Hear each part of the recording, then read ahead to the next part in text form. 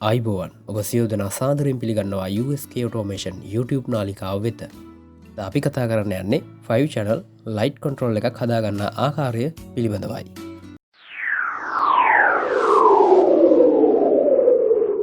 ඉතින් මේ සර්කිට් එක ගැන පොඩ්ඩක් හඳුන්වා දුන්නොත් මේක channel 5ක output එකක් අපිට ලබා දෙන සර්කිට් එකක්.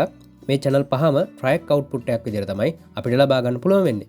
ඉතින් වෙසක් උත්සවය සඳහා භාවිතා කරන ඕනෑම සැරසිල්ලකට ලයිට් සර්සිල්ලකට අපිට මේ සර්කිට් එක කොන්ට්‍රෝලර් එකක් විදිහට භාවිතා කරන්න පුළුවන්. බල්බ් එකක් හදනවන ඒ වගේම ඕනෑම ලයිට් කොන්ට්‍රෝලර් එකට මේක භාවිතා කරන්න පුළුවන්. මේක ප්‍රධාන IC එක වෙන්නේ 8098 මම හදපු එකේ නම් 13 මේකට ඕන නම් 13 දාන්නත් පුළුවන්. 8098 85 වුණත් දාන්න පුළුවන්. කිසි ප්‍රශ්නයක් නැහැ. එකම පින් සම්බන්ධතාවය තමයි තියෙන්නේ. ඒ වගේම තමයි මේකේ අපේ අවුට්පුට් එක ලෝඩ් එක සම්බන්ධ වෙන ට්‍රැක් එකට මේ ට්‍රැක් එකට සර්කිට් එකේ තියෙන BT 138 ඔයාලට ඒක ඕනනම් ඒක පාවිච්චි කරන්න පුළුවන්. ඒත් මම පාවිච්චි කරලා තියෙන්නේ BTA 0.8 කියන එක ඇම්පියර් 8ක් එකකින් කන්ට්‍රෝල් කරන්න පුළුවන්. ඉතින් BTA 16 20 ඒ වගේම 40 වගේ මේ BTA සීරීස් එකක් තියෙනවා. ඔයාලට අවශ්‍ය ඇම්පියර් එක අනුව ඔයාට මෙතන ට්‍රැක් එක සම්බන්ධ කරන්න තමයි තියෙන්නේ. එම සර්කිට් එකේ කන්ට්‍රෝලින් එකට 12 හරි 9 වෝල්ට් හරි දෙන්න පුළුවන්. 70.5 රෙගුලේටර් එකක් දාලා අපේ IC එකට 5 වෝල්ට් තමයි ලබා දීලා තියෙන්නේ. අපි මේ 8098 IC එකකට ප්‍රෝග්‍රෑම් එක ලියන්නේ Arduino වලින්. ඒ Arduino වලින් ලියන ප්‍රෝග්‍රෑම් එක Arduino Uno board එකකින් හරි Mega board එකකින් හරි Nano එකකින් හරි අපිට මේක බර්න් කරන්න පුළුවන් අපේ මේ 8098 chip එකට.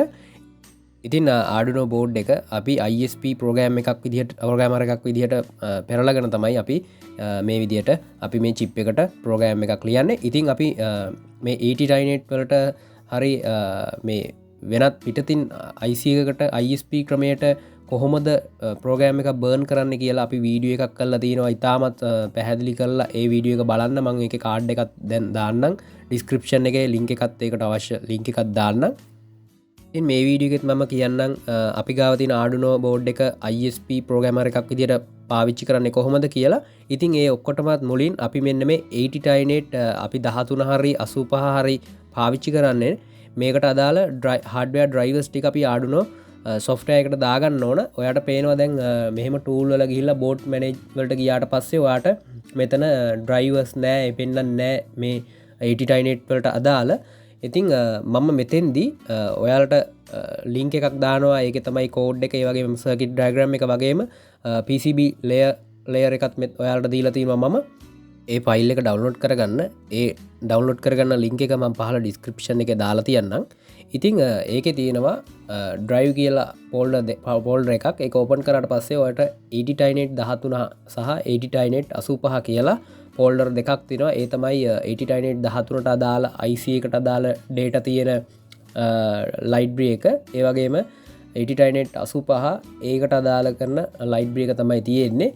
ඉතින් ඔයාලා පාවිච්චි කරන්නේ 13 හරි 85 හරි නම් සාරි දෙක ඔයාලා මේක දාලා තියන්න ඉස්සරහට වැදගත් වෙන හින්දා දෙකටම අදාළ drivers දාලා තිබුණා කියලා ඔයාලට කිසිම ප්‍රශ්නයක් වෙන්නේ නැහැ. ඒක ඔයාලට පහසුවක් වේවි කවදා හරි.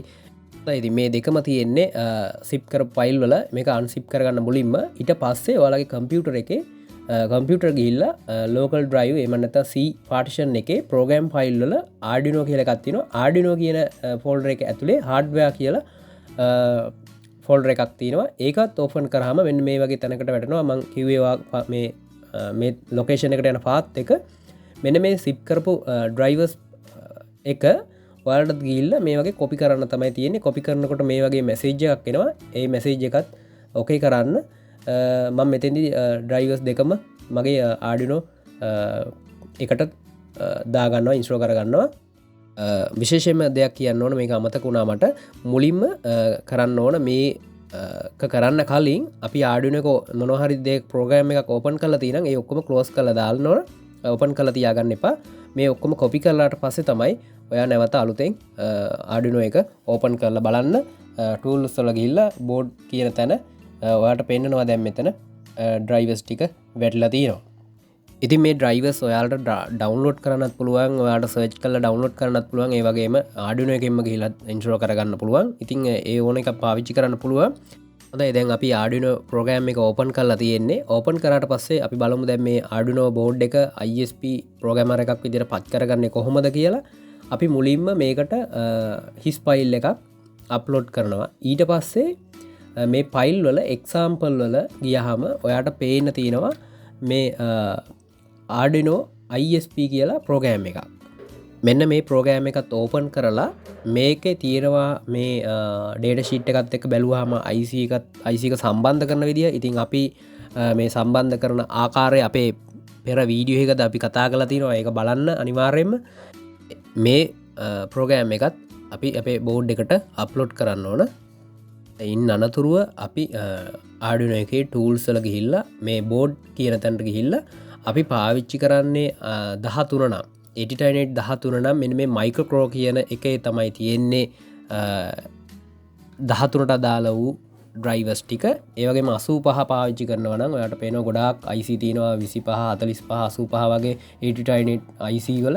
ඉතින් ඒෙන් IC එක නම් භාවිතා කරන්නේ ඒකට අදාළ මේක දාගන්න සිලෙක්ට් කරගන්න. ඉතින් මම මෙතෙන්දී පාවිච්චි කරන්නේ 13 හින්දා මම මයික්‍රෝ කියන එක තමයි සිලෙක්ට් කරලා ඒකේ 13 කියන එක තමයි සිලෙක්ට් කරගන්නේ. ඊට පස්සේ ඔයාට පේනවා මෙන්න මේ නැවත ටූල් වලට ගියාම මේකේ තියෙනවා මෙන්න මේ BOD කියලා මේකේ තියෙන වෝල්ටේජ් එක මේක 4.3 කරගන්න. ඊට පස්සේ මේ EEPROM කියන එක මේ විදිහටම සිලෙක්ට් කරගන්න. ඒ වගේම clock කියන එක කියන්නේ මේ අපි මේක internal clock එකක් තමයි භාවිතා කරන්නේ. ඒක හින්දා අපි මේ internal clock එක 9.6 දෙන්න. ඊට අඩු කරගත්තොත් ඔයාගේ time එක අඩු වෙනවා වේගය. ඉතින් ඒ වගේම තමයි මේ ටිමින් කියන එකත් මේ විදිහටම දෙන්න. ඒ වගේම පොට් එක තමයි අපි Arduino board එක සම්බන්ධ කරපු පොට් එක තමයි මේ විදිහට සිලෙක්ට් වෙලා තියෙන්නේ. ඊට පස්සේ ඔයා කරන්න ඕන තියෙනවා මේ ප්‍රෝග්‍රෑමර් කියලා. මේකෙදි අපි සිලෙක්ට් කරගන්න ඕන Arduino as ISP කියන එක මෙන්න මෙතන වරහන් ඇතුලේ දැන් පෙන්නනවා මේ මයික්‍රෝ කියලා. අන්න ඒක සිලෙක්ට් කරගන්න ඕන. මොකද අපි Arduino board එක භාවිතා කරන්නේ මේ වෙලාවේ ප්‍රෝග්‍රෑමර් එකක් විදිහට තමයි භාවිතා කරන්නේ. දැන් අපේ Arduino එකේ අපි සියලුම මූලික settings ටික හරි ගස්සගෙන ඉවරයි. ඊට පස්සේ දැන් අපිට තියෙන hardware එක configure කරගන්න. ඒ කියන්නේ අපි මේ IC එක chip එක අපේ IC එක සම්බන්ධ කරගන්න ඕන අපේ board එකට. ඉතින් මෙන්න මෙතෙන්දී අපි Arduino Uno board එකක් භාවිතා කරනවා නම් ඒකේ 10 11 12 13 කියන pin ටික තමයි අපි මේ විදිහට පාවිච්චි කරන්නේ. ඉතින් මේකේ ඔයාට පේනවා ෆොටෝ එකකුත් මෙන්න මේ ආකාරයට සම්බන්ධ කරගන්න පුළුවන් අපිට 89 13 85 කියන ඕනෑම IC එකක්. ඉතින් මේ විදිහට වයර් ටික සම්බන්ධ කරලා අපි Arduino board එක අපේ කම්පියුටර් එකට සම්බන්ධ කරගෙන ඔයාලට දැන් පේනවා මම දීපු ෆයිල් එකේම ප්‍රෝග්‍රෑම් කෝඩ් එකකුත් දීලා තිනවා පොඩි. ඒක ඔයාලට ඕන විදිහකට වෙනස් කරගන්න පුළුවන්. ඉතින් ඒ ප්‍රෝග්‍රෑම් එක මෙන්න මේ විදිහට ඔයාලට අප්ලෝඩ් කරන්න පුළුවන්. ඉතින් මම නැවතත් කියනවා මේ ප්‍රෝග්‍රෑම් කරගන්න විදිහ ගැන අපි කතා කරේ ඉතාමත් සරල විදිහට. ඉතින් මේකේ තේරෙන්නේ නැත්නම් තියෙනවා ඔයාලට හොඳ අවබෝධයක් ලබා ගන්න පුළුවන්. අපේ කලින් වීඩියෝ එකත් අපි කරලා තියෙනවා 8010 සීරීස් එකේ ඕනෑම IC එකක් ප්‍රෝග්‍රෑම් කරගන්න විදිහ. ඒ විතරක් නෙවෙයි ISP විදිහට අපි අපේ Arduino board එකක් කොහොමද පරිවර්තනය කරගන්නේ කියන එක ගැන. ඉතින් ඒ වීඩියෝ එක බලන්න. ඒකේ මම ඒ වීඩියෝ එකට අදාළ කාඩ් එකකුත් මම ඉස්සෙල්ලා දැම්මා. ඒ වගේම මේකේ ඩිස්ක්‍රිප්ෂන් එකේ අනිවාර්යෙන් මේක ලින්ක් එක මම දාලා තියන්න. ඒ ලින්ක් එක ගිහිල්ලා ඔයාලා ඒකත් බලන්න ගැටලුකාරී තත්ත්වයක් තියෙනවා. ඉතින් මම පෙර සඳහන් කරා වගේ මේ සියලුම අදාළ මේ ප්‍රොජෙක්ට් එකට අදාළ සියලුම තොරතුරු මම ඔයාලට ලබා දීලා තිනවා. ඩවුන්ලෝඩ් කරගත්ත ෆෝල්ඩර් එකේ සර්කිට් ඩයග්‍රෑම් එක තියෙනවා. ඒ විදිහට ඔයාලට ඕන ඩොට් බෝඩ් එකක වෙර බෝඩ් එකක ඔයාලට හදාගන්න පුළුවන්. ඒ වගේම PCB layout එකත් මම දීලා තිනවා. ඔයාලට PCB එකක් print කරගන්න පුළුවන්. කිසිම ප්‍රශ්නයක් නැහැ. ඉතින් මං හිතනවා ගොඩක් අය දන්නවා මේ PCB එකක් print කරගන්නේ කොහොමද කියලා. ඉතින් නොදන්න කෙනෙක් ඉන්නවනම් මම පොඩි සරලවම පැහැදිලි කරලා දෙන්නම් කොහොමද කරන්නේ කියලා. ඉතින් PCB එකක් print කරද්දි ගොඩක් ක්‍රම පාවිච්චි කරනවා. ඉතින් ඒකෙදි අපිට පහසුවෙන්ම කරන්න පුළුවන් ක්‍රමවේදයක් තමයි මේ heat transfer method එක. ඉතින් මේකෙදී ඔයා මුලින්ම කරන්න ඕන මෙන්න මේ මම ඔයාලට දීලා තියෙනවා PCB layout එක. ඉතින් ඒක print කරගන්න ෆොටෝ පේපර් එකකට අනිවාර්යෙන් මතක ඇතුව ෆොටෝ print out ගන්න තැනට කියන්න ෆොටෝ පේපර් එකේ තමයි print කරගන්න ඕන. ඒ වගේම තමයි ඔයා මේක ගන්න ඕන ලේසර් printer එකක. ඒ කියන්නේ toner එක තියෙන dust එකෙන් වදින එකක තමයි ගන්න ඕන. ලේසර් print එකක් තමයි ගන්න ඕන මේ ෆොටෝ පේපර් එක දාලා. ඉන්න අනතුරුව මේ අපි කොපර් බෝඩ් එකකින් අපේ සර්කිට් එකට අවශ්‍ය වෙන ප්‍රමාණය කපාගෙන අපි මේ සර්කිට් එකත් එහෙම විදිහට කපාගෙන අපි මෙන්න මේ කොපර් ප්ලේට් එක මේකේ තියෙන ඔක්සයිඩ් බැදිලා ඒ වගේම හීර්ලා ඒ වගේ අවපහැ වෙලා තියෙන්නේ අපි මේක හොඳට දිස්න ගහන්න විදිහට අපි මේක සුද්ධ කරගන්න ඕන මේකෙදි අපි වැලි කොළයක් පාවිච්චි කරලා 400 වගේ ඉහළ අගයකින් යුක්ත එකක් භාවිතා කරලා ඉතාමත් තුනී විදිහට මේක කපා ගන්න ඕන ඒ වගේම මොනහරි කුඩු වගේක් දාලා වුණත් මේක අපිට මැද ගන්න පුළුවන් නම් ඒ කියන්නේ මේක පොලිෂ් කරගන්න පුළුවන් නම් හොඳයි මතක තියාගන්න ඕන මේක ගොඩක් තදින් කරන්න එපා මොකද කොපර් මේ ලේයර් එක thickness එක අඩු වෙනවා මොකද මේ මෙහෙම වැලි කොලයකින් අල්ලන්න ඉතින් ඒ ගැන අවධානය තියාගෙන ඔයා මෙන්න මේ විදිහට හොඳ ෆිනිෂින් වෙන විදිහට කණ්ණාඩිය වගේ වෙන්න ඔයා මේක මැද ගන්න මේ ඩස්ට් එක ඒ කියන්නේ කුඩු වගේ තියෙන ඩස්ට් එක යන්න අපි හොඳට හොදගෙන අපි මෙන්න මේ හොදලා හොඳට වේලලා පිහ දාලා මෙන්න මේ අපි print කරගෙන ආපු මේක අපි මේ විදිහට තියලා අනිත් පැත්ත තියලා මේක වහලා අපි අයන් එකකින් හොඳට විනාඩි 10ක් 15ක් මේක රච් කරන්න ඕන හොඳට මේක මදින්න ඕන. ඒ කියන්නේ අර තුඩින් වගේ හොඳට තුඩින් තද කරලා මේක මදින්න ඕන. අපිට පුළුවන් ඊට පස්සේ හිමින් සැරේ මේක ටික වෙලාවක් මෙහෙම මැද්දට පස්සේ අපිට තේරෙනවා මේක මේ කොලේ ඇලිලා වගේ තියෙනවා කියලා. ඒක තමයි වෙන්න ඕන. ඒ කියන්නේ හැම පැත්තක්ම ඇලිලා තියෙන්න ඕන. ඊට පස්සේ අපි මේක වතුර එක දාලා හිමින් සැරේ මෙන්න මේ ආකාරයට යවා ගන්න ඕන. දැන් ඔයාලට මේ පේනවා මෙහෙම මේ උඩ කොලෙත් යවලා තමයි මේ ෆොටෝ එක අරගෙන තියෙන්නේ. ඊට පස්සේ බලන්න මේ පළදු වෙච්ච තැන් තියෙනම් අපිට මාක පෙන් එකක් අරගෙන අපිට ඇදගන්න ඒ ලයින් ටික සමහර තැන් මේ වගේ විදිහට print වෙන්නේ නැහැ. ඉතින් ඒකට හොඳට පොඩි හීනි තුඩ තියෙන මාක පෙන් එකක් භාවිතා කරලා ඒ පාත් ඇදගන්න. ඊට පස්සේ ෆෙරිට් ක්ලෝරයිඩ් අපිට කුඩු වශයෙන් උත් ගන්න පුළුවන්. ඒ වගේම ලික්විඩ් එකක් විදිහට ගන්න පුළුවන්. ඉතින් PCB එක ගිල්ලවන්න පුළුවන් භාජනයක් අරගෙන මෙතෙන්දී වා ප්ලාස්ටික් භාජනයක් හරි වීදුරු හරි ගන්න යකඩ ගන්න එපා මොකද දිය වෙනවා ඒකත් ප්ලාස්ටික් හරි වීදුරු හරි ගන්න ඒක ගිල්ලවන්න පුළුවන් ඊට පස්සේ මේ ප්‍රීට් ක්ලෝරයිඩ් කුඩු හරි ලික්විඩ් එක හරි දාලා නටන උණු වතුර දාන්න මෙතෙන්දී ඔයා පොඩ්ඩක් පරිස්සම් වෙලා දාන්න මූණ එහෙම ලං කරගන්න යන්න එපා මොකද මේකේ දුමක් එනවා ඒ දුම කැස්ත හැදෙනවා ඒ වගේම ඇස් වලටත් හොඳ නැහැ කෙමිකල් එක භාවිතා කරනකොට ඔයාලා කොහොම මොන කෙමිකල් එක භාවිතා කරත් ඔයාලා පොඩ්ඩක් ප්‍රවේශමෙන් කරන්න.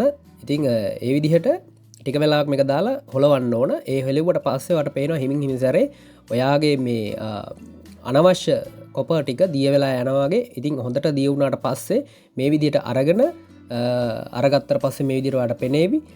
ඊට පස්සේ ඔයාලට පුළුවන් ටිනර් වගේ දෙයක් දාලා මේ උඩ තියෙන මේ කාබන් එක, ඒ කියන්නේ අපේ අර print කරගත්ත කාබන් එක අරගන්න මේ විදිහට. එතකොට අර පේනවා ඉන් පස්සේ PCB drill එකක් භාවිතා කරලා හිල් ටික විදගෙන අපිට පුළුවන් කෑල් ටික මේ විදිහට හයි කරගෙන අපිට සර්කිට් එක ලස්සනට හදා ගන්න. ඉතින් ඇත්තටම කියන්න ඕන PCB එකක් print කරගන්න ආකාරය ඇත්තටම මේ වීඩියෝ එකේදී කතා කරේ ඉතාමත් සරල ආකාරයෙන්. යම් කෙනෙකුට එක තේරෙන්නේ නැත්නම් තව YouTube එකේ ගොඩාක් වීඩියෝ තියෙනවා, ගොඩක් අය ඉතා හොඳට කරපුවා. ඉතින් ඒවා බලලා හොඳ අදහසක් ගන්න ඔයාගේ නිර්මාණය කරන්න. මීට අදාළ කරන සියලුම විස්තර ඔයාලට ඩවුන්ලෝඩ් කරගන්න පුළුවන්. ඉතින් මෙවැනිම වීඩියෝ එකදී අපි නැවතත් හමුවෙමු. ගිහින් එන්න ඔබ සියලු දෙනාට ජය වේවා.